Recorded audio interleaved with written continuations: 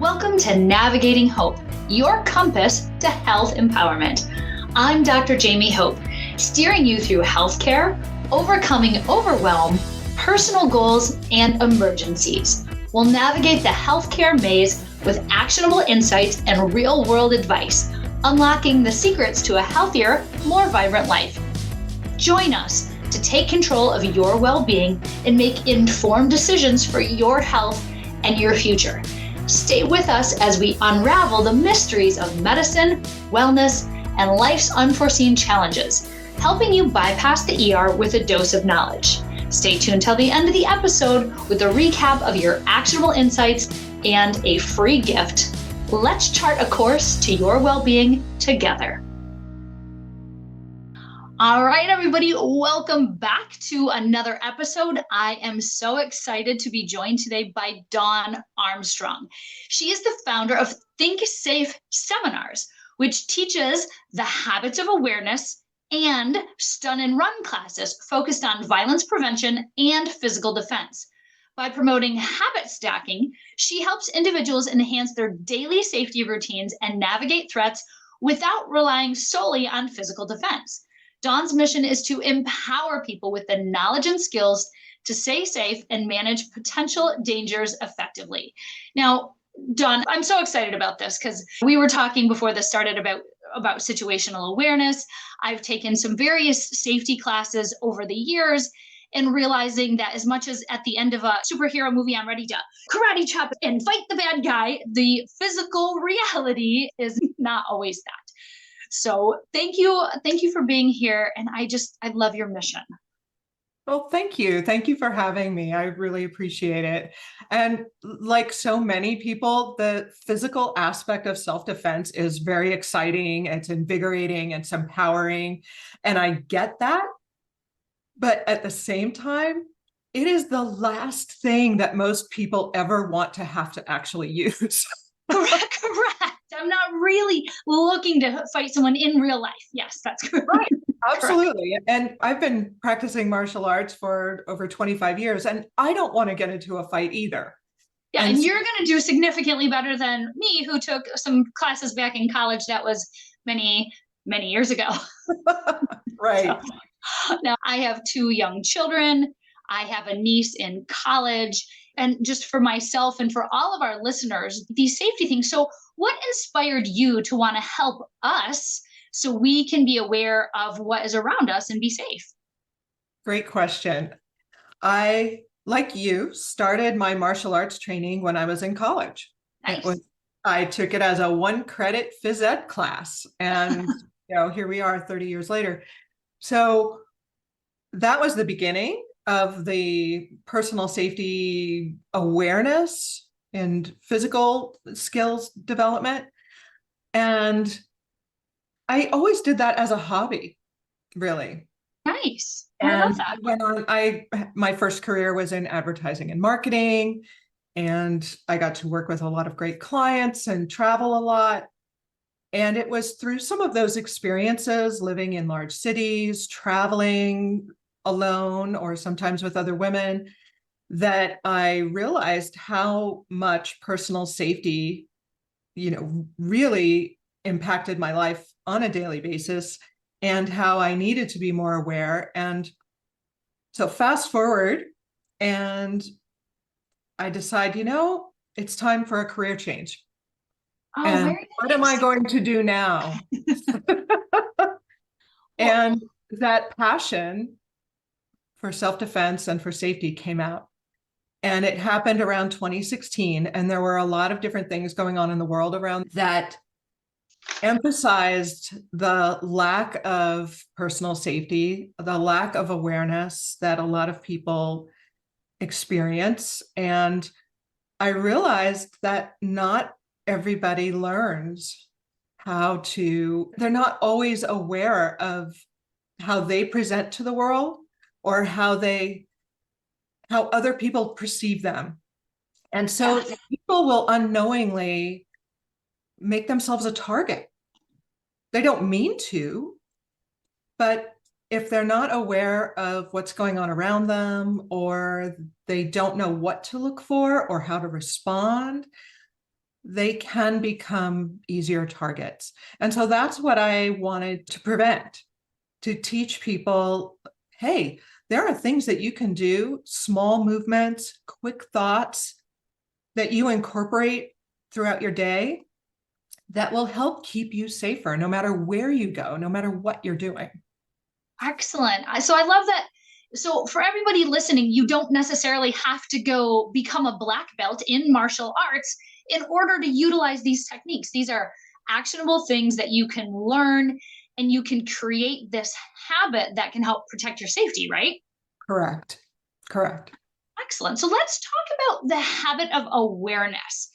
And so, can you explain what that is and then how we can use habit stacking for just everyday safety, things people can actually do today? Sure.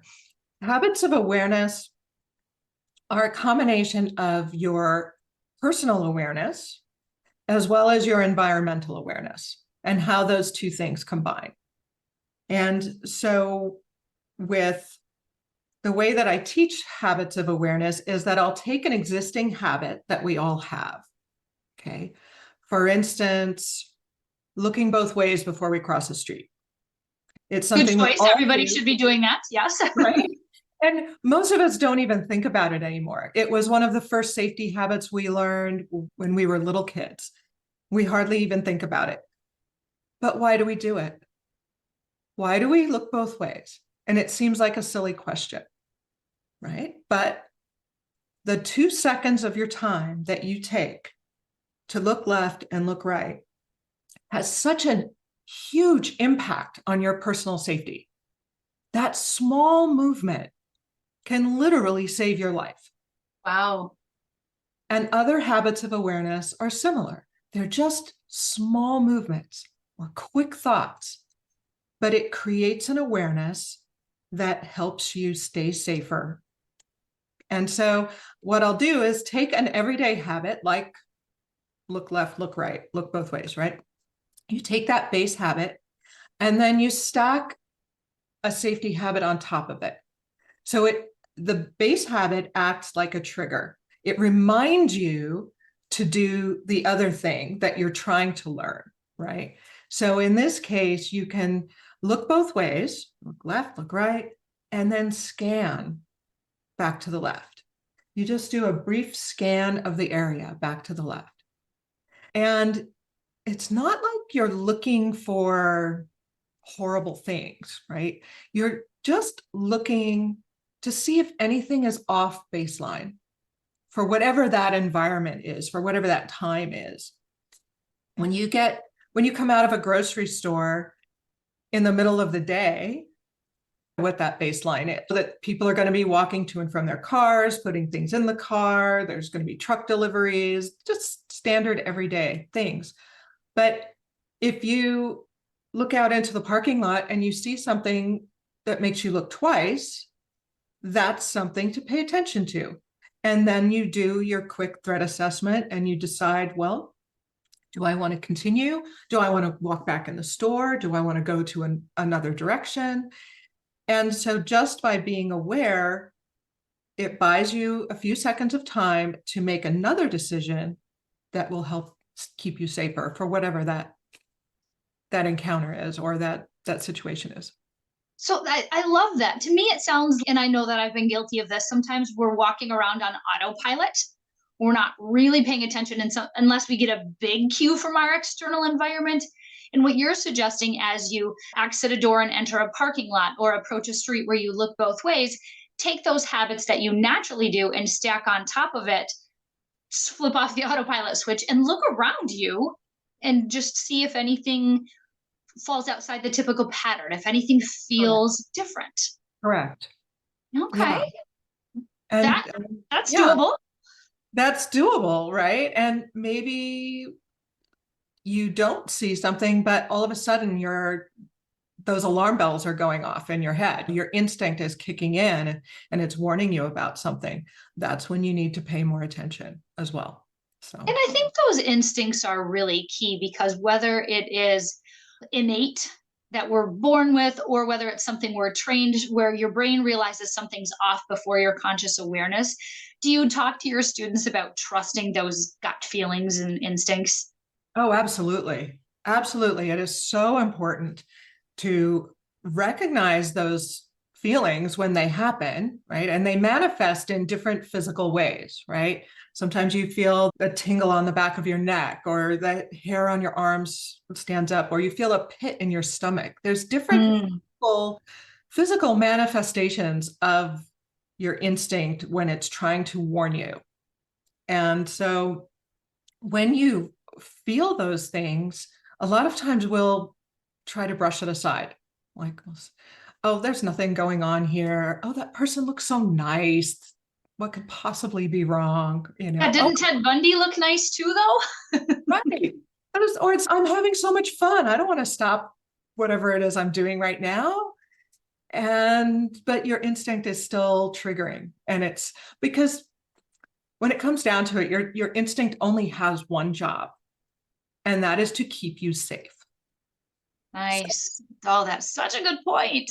We do tend to over rationalize our instincts instead of just going with what we know is inside of us. I bet a lot of people can relate to that. Now, you mentioned there are options other than physical defense that are crucial for navigating threats, which is great for those of us who aren't necessarily prepared for physical battle. So can you elaborate on some of these non-physical strategies and how they can be effective in preventing violence? Sure. Most of us are not prepared for physical battle, by the way. Right. The only time I ever think I am, like I said, is after a superhero movie. You're like, for that like few minutes after, yeah, I'm ready. And then in reality, you're like, definitely, I am not. It's like, I want to run away. And that's actually a great response. Yes, absolutely. So, other than physical, well, awareness is definitely top of the list. And being aware can buy you those extra couple of seconds to develop some other kind of response, which is primarily verbal. And so that's where de-escalation strategies come into play, which includes your physical communication, your body language, and how you present yourself that way, and use your body language skills to back up what you're saying verbally. And those things, those skills can help you de-escalate a situation, or at least create some distance, while you're trying to physically move away, things like that. Excellent. So there's a lot of things within our physicality other than fighting. So you mentioned your verbal, your how you carry yourself. So what are a couple quick things that we can do? Say we're walking through, we always assume at night, right? But a dark parking lot at night. So how can we walk through this parking lot so we are conveying that message to others, either that we are likely to get attacked or not? So what are the two ways that looks? Well, parking lots are a great example, okay, whether it's daytime or nighttime, because they're one of the main transition areas where other people have access to us, right? And so whether it's daytime or nighttime, the first rule is don't be looking at your phone. Please. Hallelujah and amen, everybody. Look up. Use, if it's at night, if it's dark, use your phone's flashlight. Absolutely. That's terrific. But that flashlight can also be used in self-defense, if you flash it in someone's eyes, something like that. But primarily using it just to see where you're going, and walk with confidence. Walk like you know where you're going and your head is up, you're looking around. And so that combination of projecting confidence and awareness is such a great combination. And when you are presenting yourself that way, you are less likely to be targeted by somebody, right? Because if you think about what would an attacker look for, and I know most people don't think about this. But that's actually a great way to reframe it if they're going to look to attack somebody. So, like, please tell us so we can not do those things. How I usually describe this is that criminals want to hold the ace, ACE, right? If you think like the ace of spades. They want access to you or your things. They want control of the situation, usually through the element of surprise or manipulation. Then they also want an easy escape. So access, control, escape. They want to hold that ace. But if we have control of even one of those things, we are less likely to be targeted, and or they are less likely to get away with whatever it is they're thinking they want to do. Excellent. Wow. That is so actionable and memorable. So we want to hold the ace. That's I love that. Okay, so now can you describe your stun and run class and what participants can expect to learn? So first of all, the name is awesome. It's catchy. I already want to go, I already want to take it. I want to try this. But so if somebody is signing up, you've got a variety of in-person and online course offerings. What kind of things are we going to learn when we take your stun and run course? the stun and run course is a lot of fun. It sounds like it. And the idea is that you really need to know just some basic things about self-defense, because like we talked about earlier, we don't really want to be in a fight. And if we have to physically defend ourselves, we want to get out of that situation as quickly as possible. And so in order to make somebody let go of you or to create that distance, sometimes that's where the stun part comes in. You want to do something that surprises them, makes them let go of you, maybe disables them in some way so that you can escape. So stun and run is all about escape, getting from the danger. And so what we focus on is, first of all, mindset. You have to have a survivor mindset. Okay, you are absolutely worth fighting for, and don't rely on other people to come save you.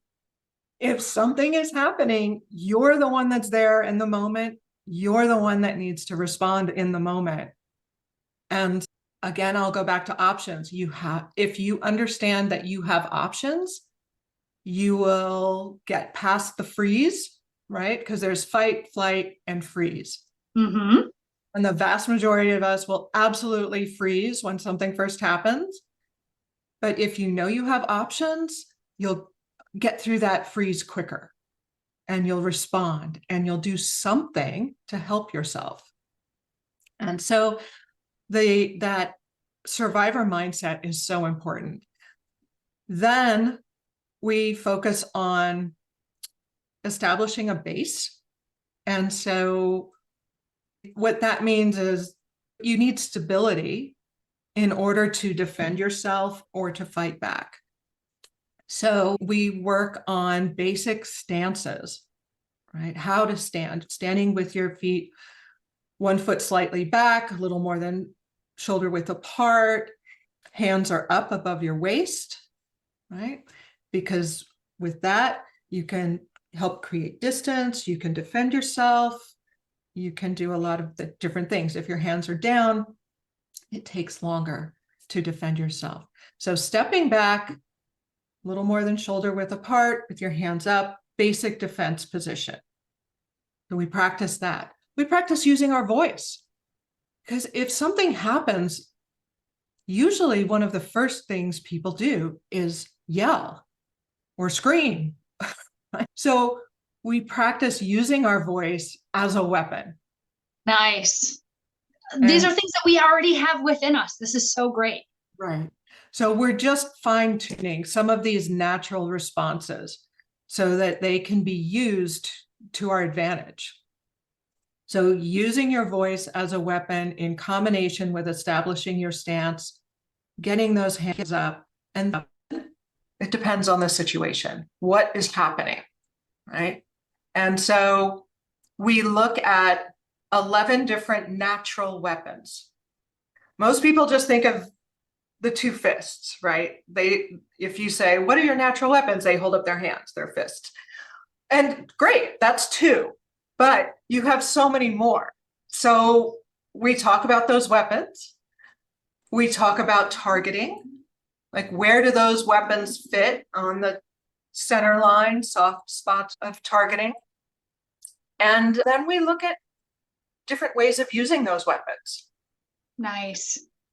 Wow. I just it's so simple, but it's complicated, but it's simple. But I think just with that empowering and realizing what we already have, that you don't have to carry around a suite of weapons and a variety of other things. Because the problem is the one time you leave home without them, that might be the time you find yourself in a situation. So you're preparing people as they are in any situation that they're in.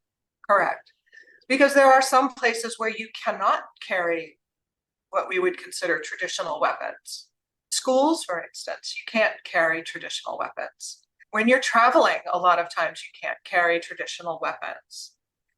And so you need to be aware that you still have options. You still have weapons with you all the time. It's just a matter of understanding how to use them.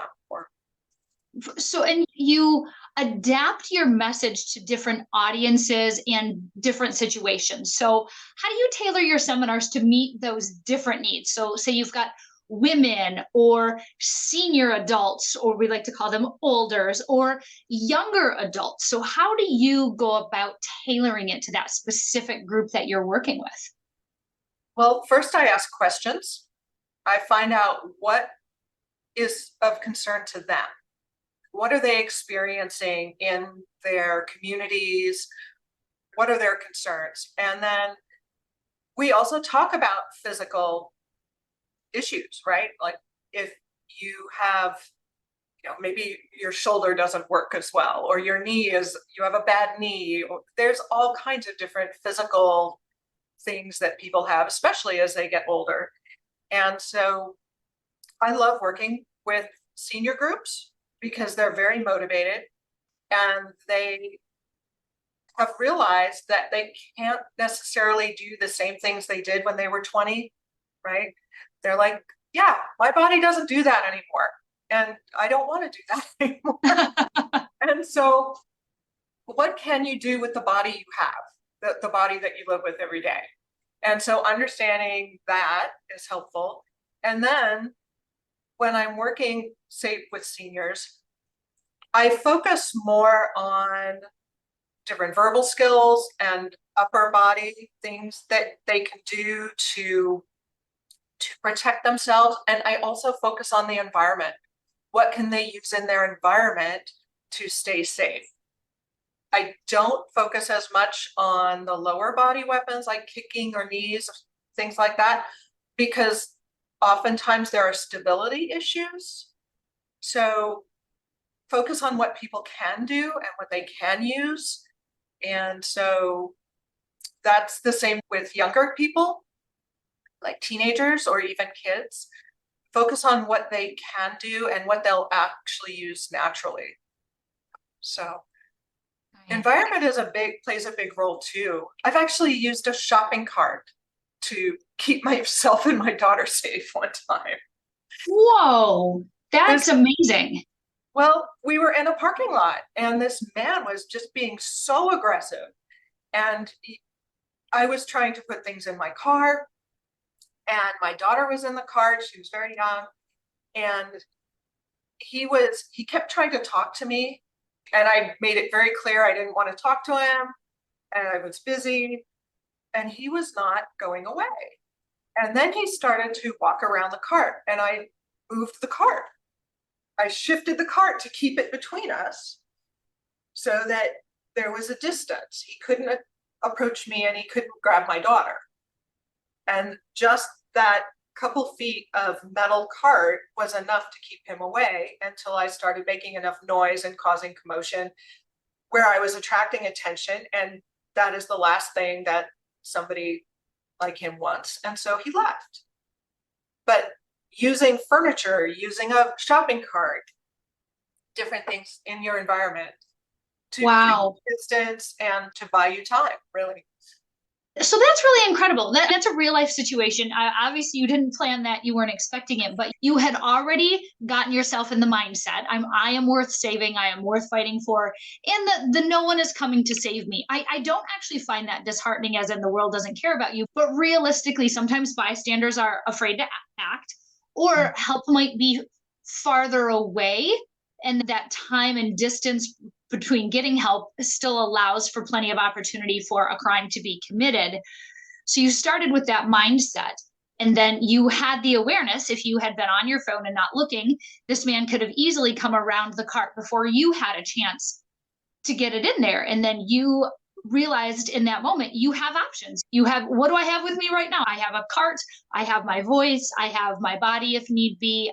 And you took away his ace, because Correct. now he can't access you. He can't physically get to you because this cart. And I'm like, if you've ever been rammed on accident with a shopping cart, that hurts. And that the control, the easy escape. I mean, these principles are falling together so easily. And this really feels like very accessible. Yes.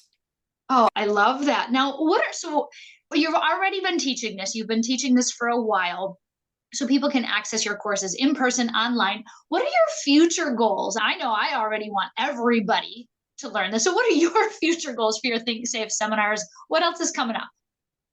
The thing that I'm working on right now is how to bring this into more workplaces, because there's a lot of discord. There's disagreements or arguments, different things going on. And so how do you bring this awareness, personal and environmental awareness, de-escalation strategies, bringing that into the workplace, and partly for the interpersonal, for the workers themselves, a lot of it can be used to improve customer service, for instance. So, because the interactions with your customers are a lot of times where the conflict happens. If you think about people coming into the store and not finding what they want, or they have to return something, or they're annoyed, customer service is a big deal. And wherever you are, whether it's a store or a hotel or restaurants. And so understanding how to use your awareness and de-escalation skills to manage customers is really helpful. And the other thing that I'd like to do is help businesses, smaller and mid-sized businesses, to conduct risk and threat assessments. Larger corporations have teams of people that do this, right? They manage the physical area, and they have HR teams to help provide training. But a lot of small and mid-sized organizations don't have the staff or the finance or the time. And so I'm putting something together to help those groups.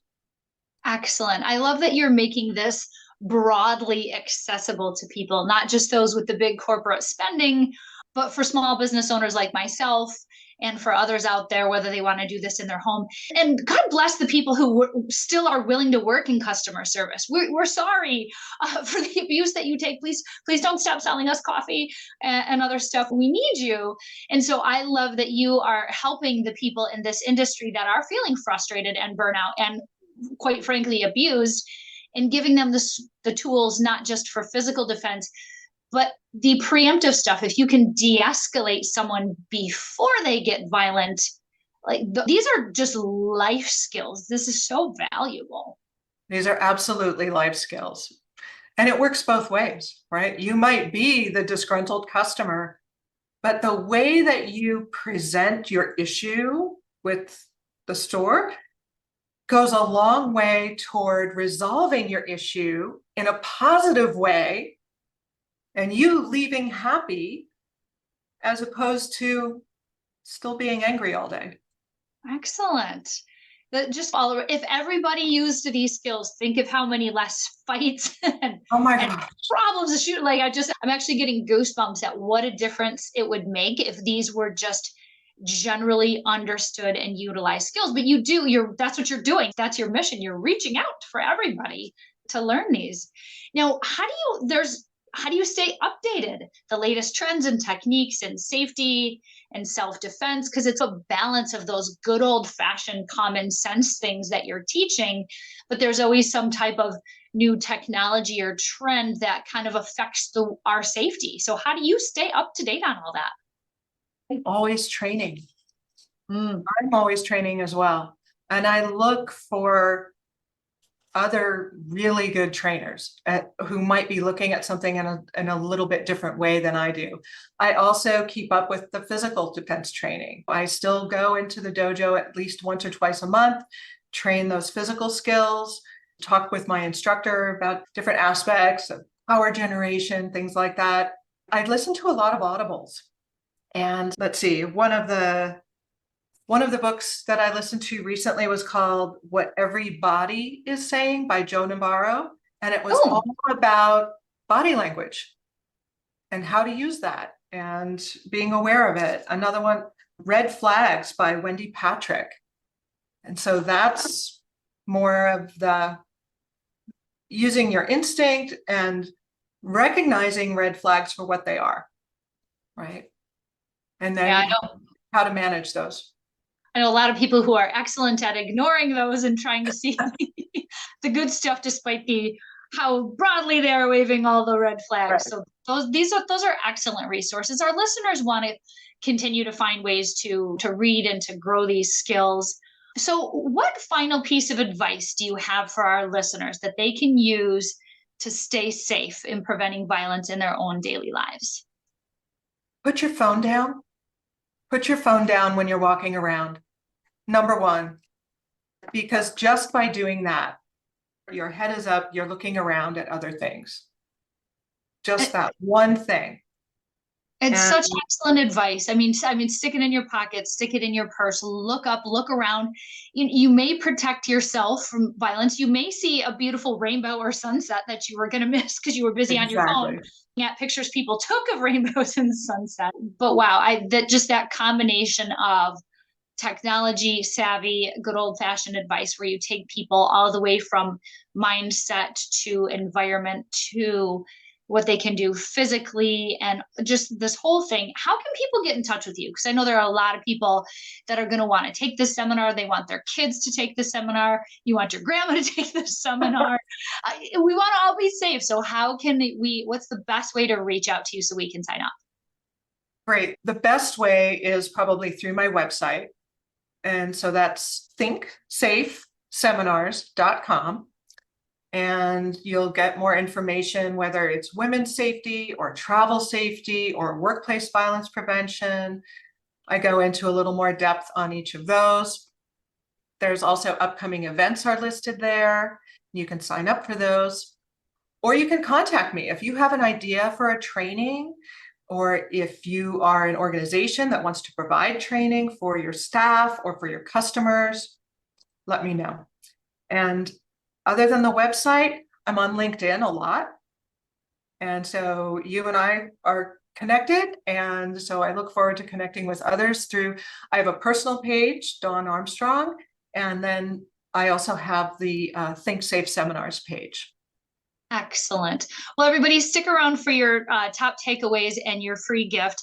Dawn, thank you so much for coming. We're really attracted to people who are mission driven and making that positive difference in the lives of others. And what you have done with the Think Safe is taken a problem that can feel very overwhelming and scary and made it actually actionable. And it's something that I feel empowered that I could do today and teach my kids. So thank you so much for being here.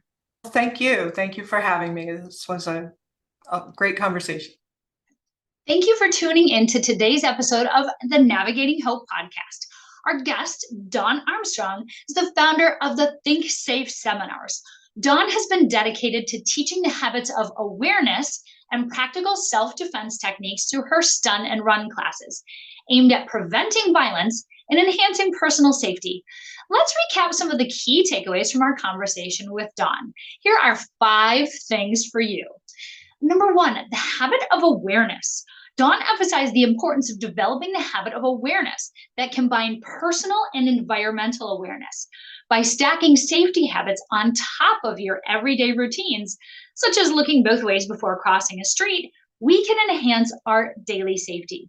Number two, instincts and gut feelings. Trusting your instincts is crucial.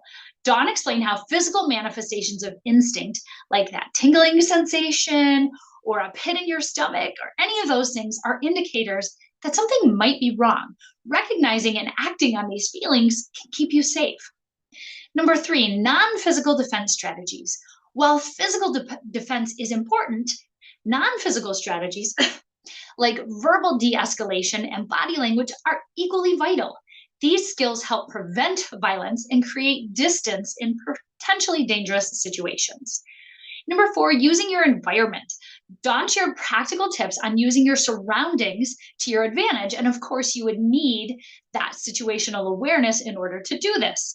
Whether it's using a shopping cart for protection or leveraging everyday objects for self-defense, understanding your environment is key to staying safe. And lastly, number five, mindset and empowerment. Adopting a survivor mindset and realize you are worth fighting for is fundamental. Dawn encourages everyone to be proactive about their safety, knowing that you have options and can make decisions that protect you in critical moments. To learn more about Dawn's work and access her seminars, visit her website, the Think Safe Seminars, and the link will be in the show notes down below. Whether you're interested in women's safety, travel safety, or workplace violence prevention, Dawn's resources are invaluable. She has some courses already set and can custom design something for you or your group, whatever you need.